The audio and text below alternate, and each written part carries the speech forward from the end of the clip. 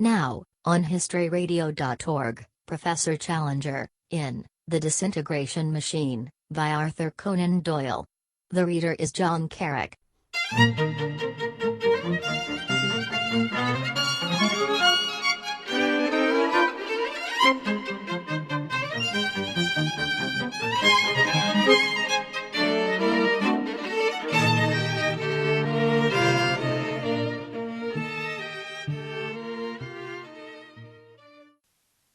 The Disintegration Machine, by Sir Arthur Conan Doyle. Narrated by John Carrick.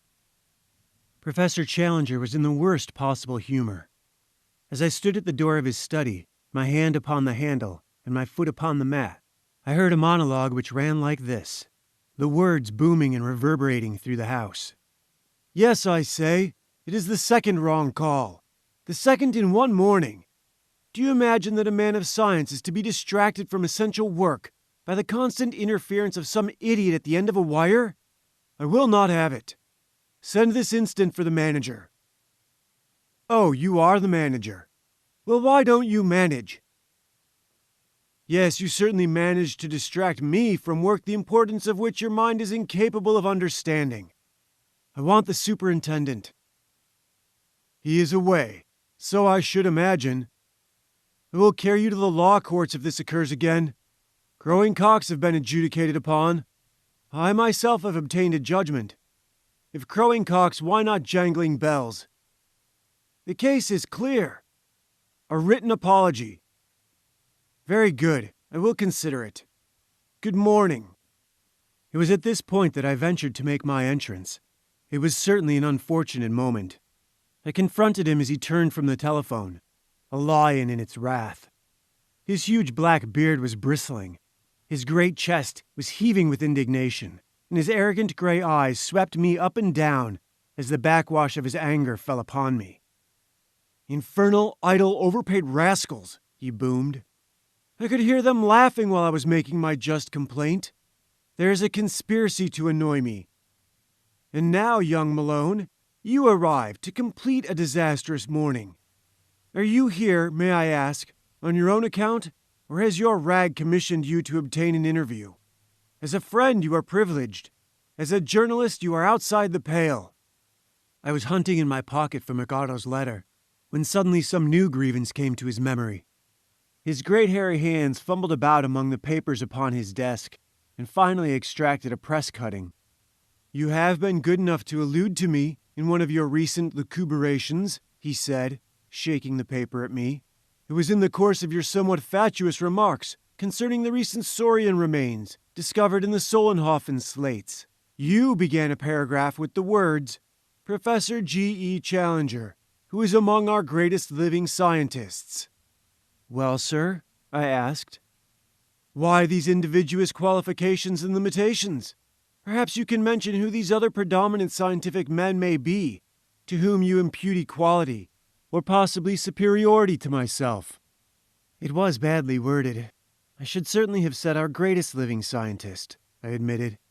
It was, after all, my own honest belief. My words turned winter into summer. My dear young friend, do not imagine that I am exacting, but surrounded as I am by pugnacious and unreasonable colleagues, one is forced to take one's own part. Self-assertion is foreign to my nature, but I have to hold my ground against opposition. Come now, sit here. What is the reason of your visit? I had to tread warily, for I knew how easy it was to set the lion roaring once again. I opened McArdle's letter. May I read you this, sir? It is from McArdle, my editor. I remember the man. Not an unfavorable specimen of his class. He has at least a very high admiration for you. He has turned to you again and again when he needed the highest qualities in some investigation. That is the case now. What does he desire? Challenger plumbed himself like some unwieldy bird under the influence of flattery. He sat down with his elbows upon the desk, his gorilla hands clasped together, his beard bristling forward, and his big gray eyes, half covered by his drooping lids, fixed benignly upon me. He was huge in all that he did, and his benevolence was even more overpowering than his truculence. I'll read you his note to me. He says, Please call upon our esteemed friend Professor Challenger and ask for his cooperation in the following circumstances.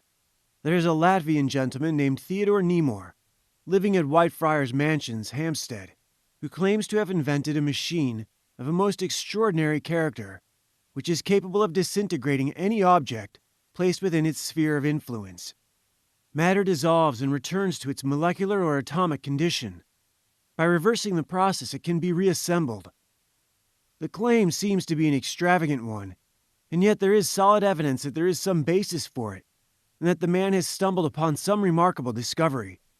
I need not enlarge upon the revolutionary character of such an invention, nor of its extreme importance as a potential weapon of war. A force which could disintegrate a battleship, or turn a battalion, if it were only for a time, into a collection of atoms, would dominate the world. For social and for political reasons, not an instant is to be lost in getting to the bottom of the affair. The man courts publicity, as he is anxious to sell his invention, so that there is no difficulty in approaching him. The enclosed card will open his doors. What I desire is that you and Professor Challenger shall call upon him, inspect his invention, and write for the Gazette a considered report upon the value of the discovery. I expect to hear from you tonight. R. McArdle. Those are my instructions, Professor, I added as I refolded the letter. I sincerely hope that you will come with me, for how can I, with my limited capacities, act alone in such a matter? True, Malone, true, purred the great man. Though you are by no means destitute of natural intelligence, I agree with you that you would be somewhat overweighted in such a matter as you lay before me. These unutterable people upon the telephone have already ruined my morning's work, so that a little more can hardly matter.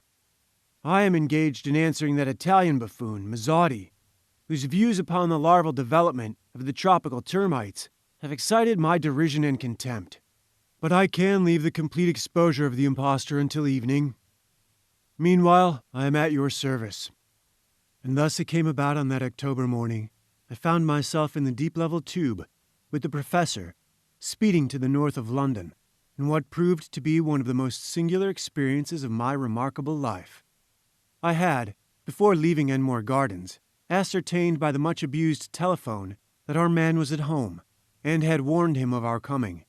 He lived in a comfortable flat in Hampstead, and he kept us waiting for quite half an hour in his anteroom, whilst he carried on an animated conversation with a group of visitors, whose voices, as they finally bade farewell in the hall, showed that they were Russians.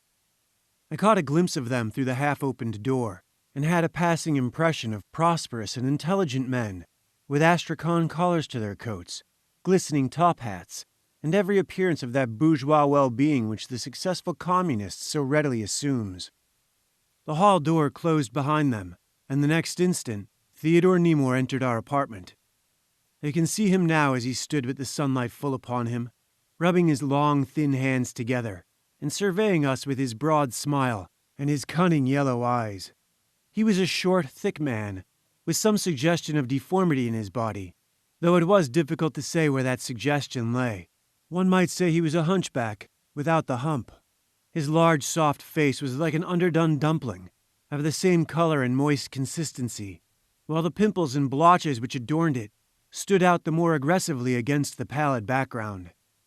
His eyes were those of a cat, and cat-like was the long, thin, bristling mustache above his loose, wet, slobbering mouth. It was all low and repulsive, until one came to the sandy eyebrows. From these upwards there was a splendid cranial arch, such as I have seldom seen. Even Challenger's hat might have fitted that magnificent head. One might read Theodore Nemor as a vile, crawling conspirator below, but above he might take rank with the great thinkers and philosophers of the world. "Well, gentlemen," said he, in a velvety voice with only the least trace of a foreign accent, "you have come, as I understand, from our short chat over the wires, in order to learn more of the Nemor disintegrator. Is it so?" "Exactly." "May I ask whether you represent the British government?" "Not at all. I am a correspondent of the Gazette, and this is Professor Challenger."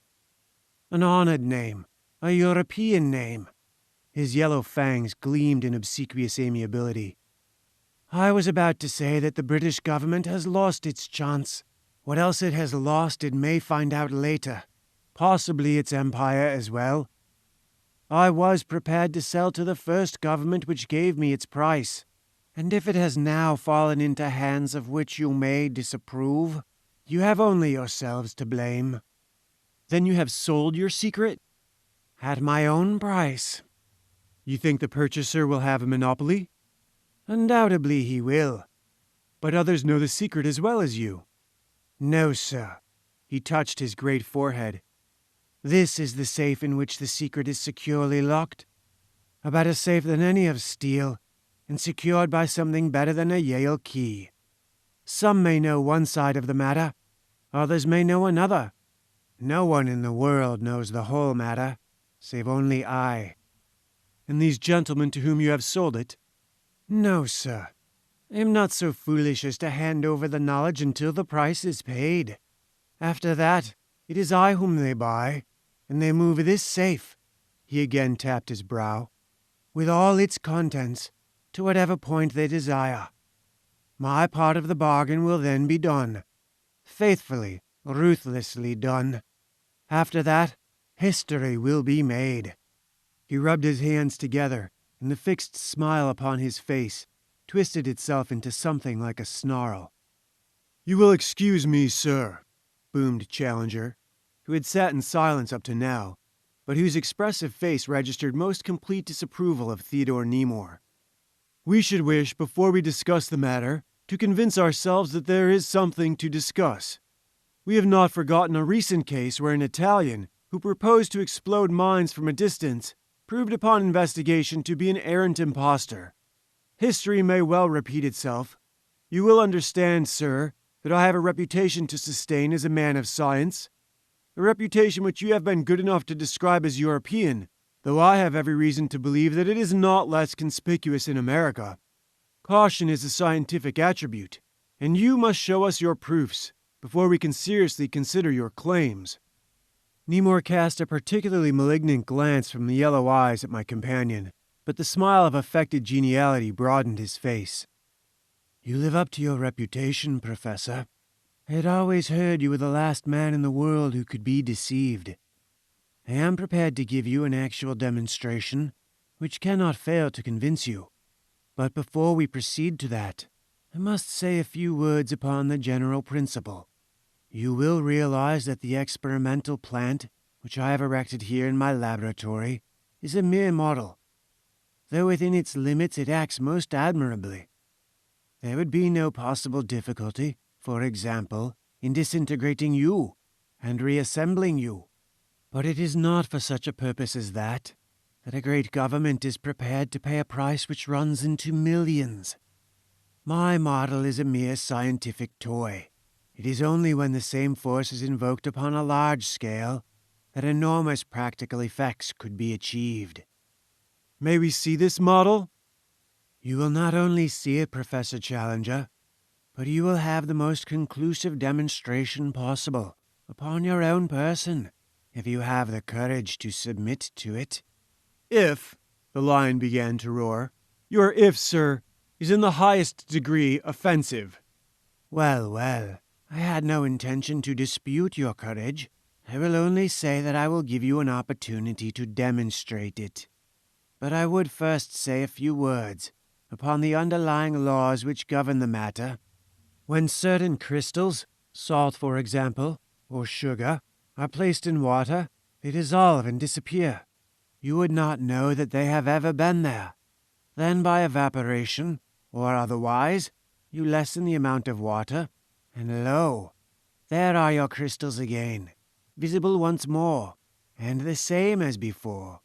Can you conceive a process by which you, an organic being, are in the same way dissolved into the cosmos, and then, by a subtle reversal of the conditions, reassembled once more?"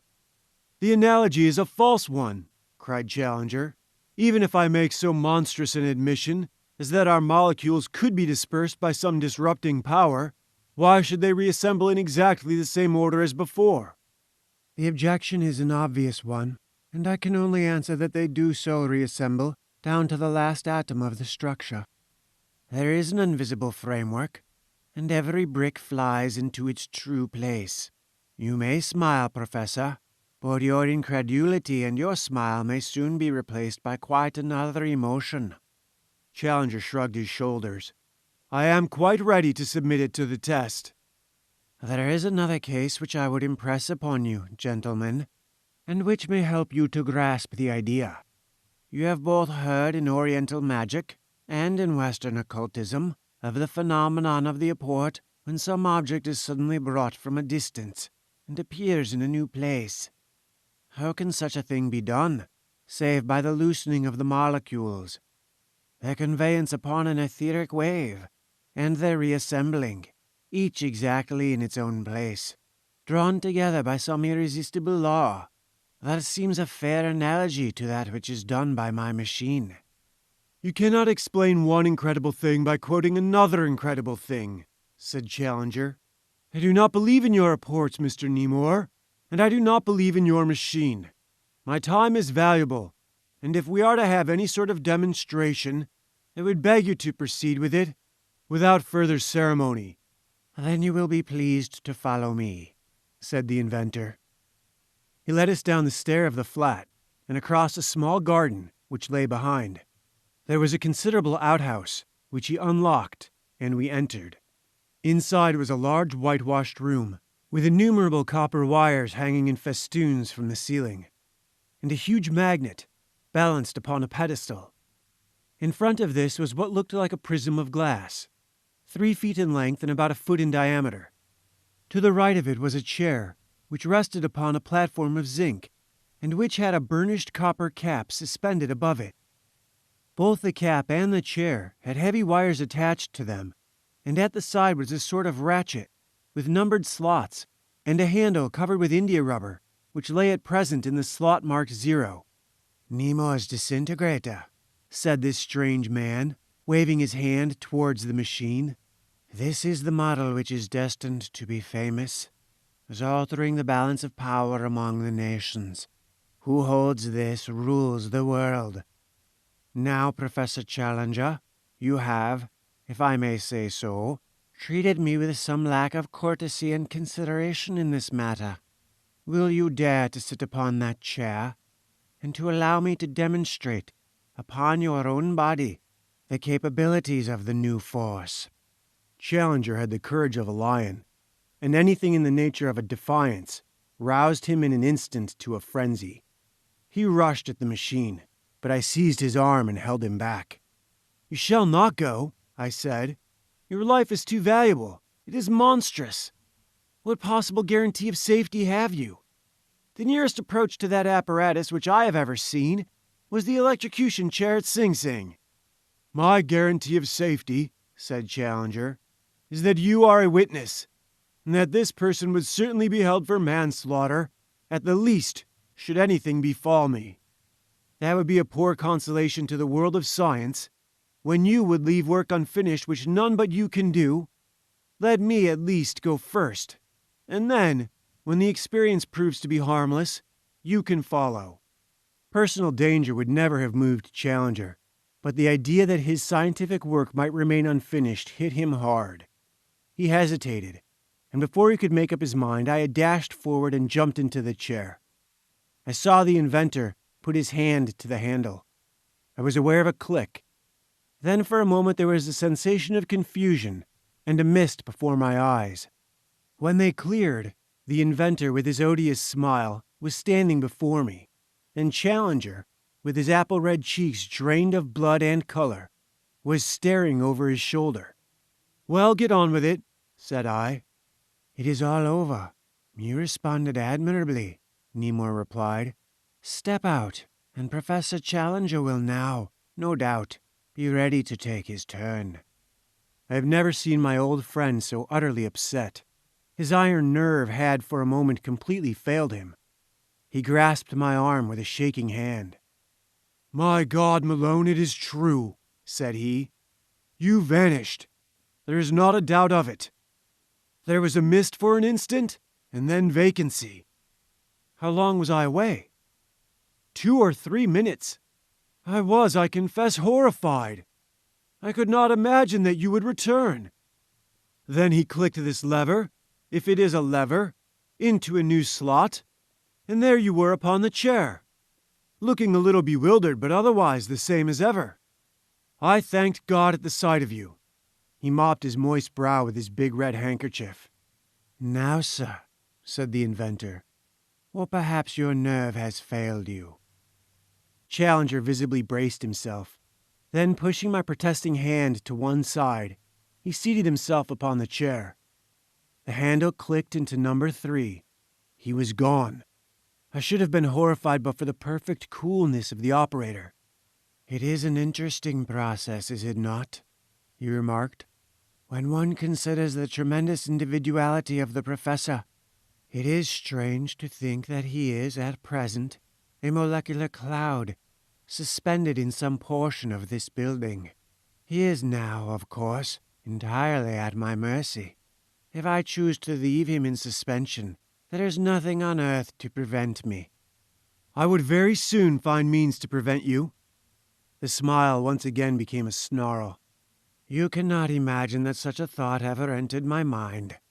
Good heavens! Think of the permanent dissolution of the great Professor Challenger. Vanished into cosmic space and left no trace. Terrible, terrible. At the same time, he has not been as courteous as he might. Don't you think some small lesson? No, I do not. Well, we will call it a curious demonstration. Something that would make an interesting paragraph in your paper. For example, I have discovered that the hair of the body, being on an entirely different vibration to the living organic tissues, can be included or excluded at will. It would interest me to see the bear without his bristles. Behold him. There was the click of the lever. An instant later, Challenger was seated upon the chair once more. But what a Challenger! What a shorn lion! Furious as I was at the trick that had been played upon him, I could hardly keep from roaring with laughter. His huge head was bald as a baby's, and his chin was as smooth as a girl's. Bereft of his glorious mane, the lower part of his face was heavily jowled and ham-shaped, while his whole appearance was that of an old fighting gladiator, battered and bulging, with the jaws of a bulldog over a massive chin. It may have been some look upon our faces. I have no doubt that the evil grin of my companion had widened at the sight. But however that may be, Challenger's hand flew up to his head, and he became conscious of his condition. The next instant he had sprung out of his chair, seized the inventor by the throat, and had hurled him to the ground. Knowing Challenger's immense strength, I was convinced that the man would be killed. For God's sake, be careful. If you kill him, we can never get matters right again, I cried. That argument prevailed. Even in his maddest moments, Challenger was always open to reason. He sprang up from the floor, dragging the trembling inventor with him. I will give you 5 minutes, he panted in his fury. If in 5 minutes I am not as I was, it will choke the life out of your wretched little body. Challenger in a fury was not a safe person to argue with. The bravest man might shrink from him, and there were no signs that Mr. Nemore was a particularly brave man. On the contrary, those blotches and warts upon his face had suddenly become much more conspicuous, as the face behind them changed from the color of putty, which was normal, to that of a fish's belly. His limbs were shaking, and he could hardly articulate.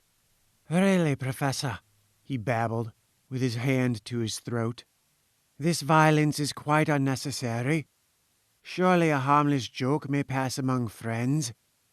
It was my wish to demonstrate the powers of the machine. I had imagined that you wanted a full demonstration. No offense, I assure you, Professor. None in the world. For answer, Challenger climbed back into the chair. You will keep your eye upon him, Malone. Do not permit any liberties. I'll see to it, sir. Now then, set that matter right or take the consequences. The terrified inventor approached his machine. The reuniting power was turned on to the full, and in an instant, there was the old lion with his tangled mane once more. He stroked his beard affectionately with his hands, and passed them over his cranium to be sure that the restoration was complete. Then he descended solemnly from his perch.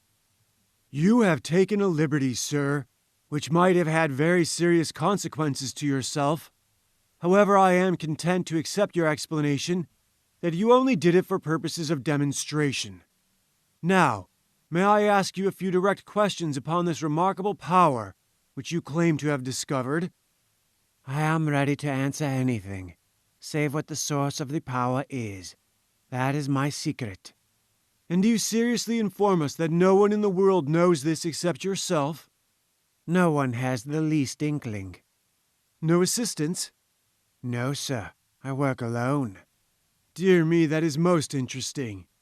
You have satisfied me as to the reality of the power, but I do not yet perceive its practical bearings. I have explained, sir, that this is a model, but it would be quite easy to erect a plant upon a large scale. You understand that this acts vertically. Certain currents above you, and certain others below you, set up vibrations which either disintegrate or reunite. But the process could be lateral. If it were so conducted, it would have the same effect, and cover a space in proportion to the strength of the current. Give an example. We will suppose that one pole was in one small vessel, and one in another.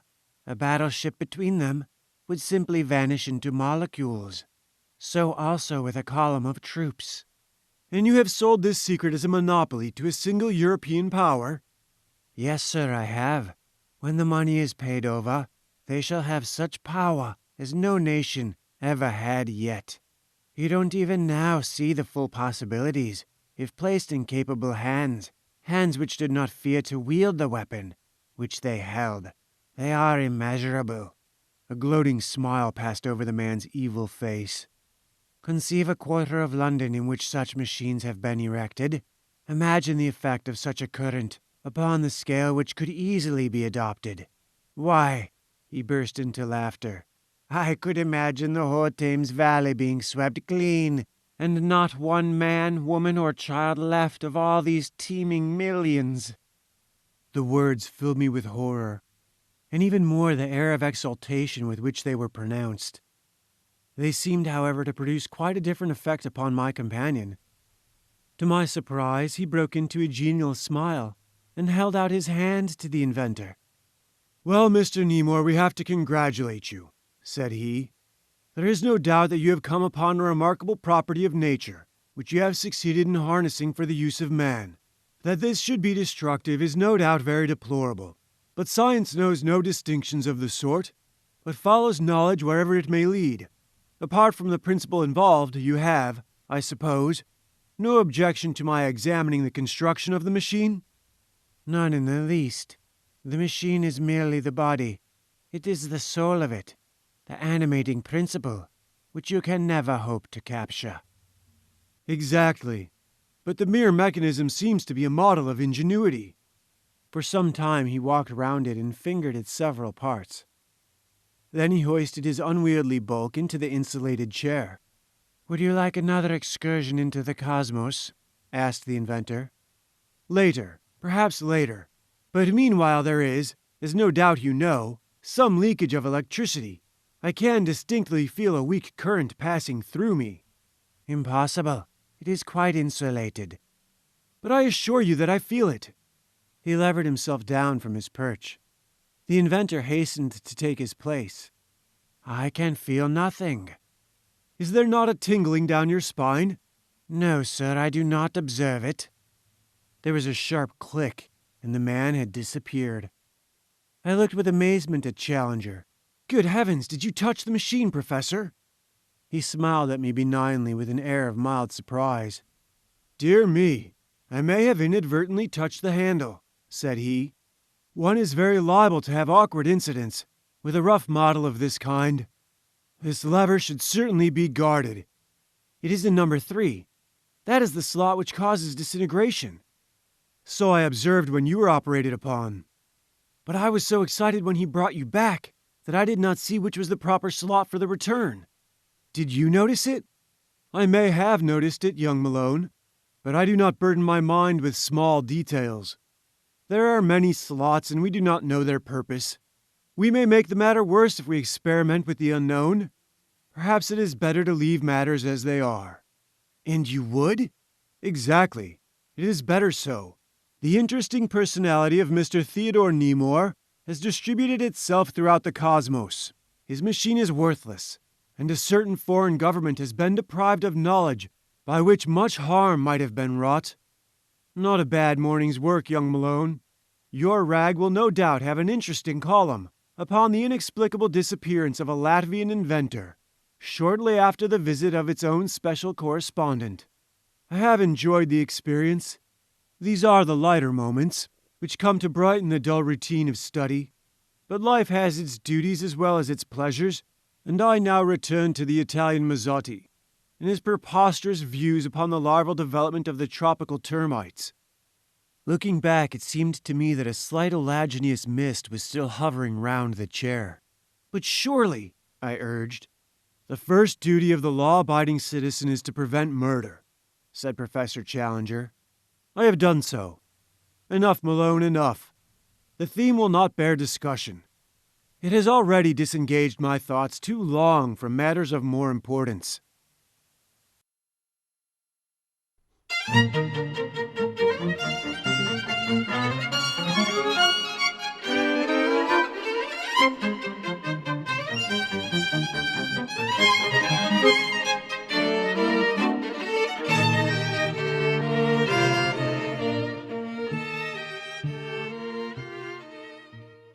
You have just heard Professor Challenger in The Disintegration Machine by Arthur Conan Doyle.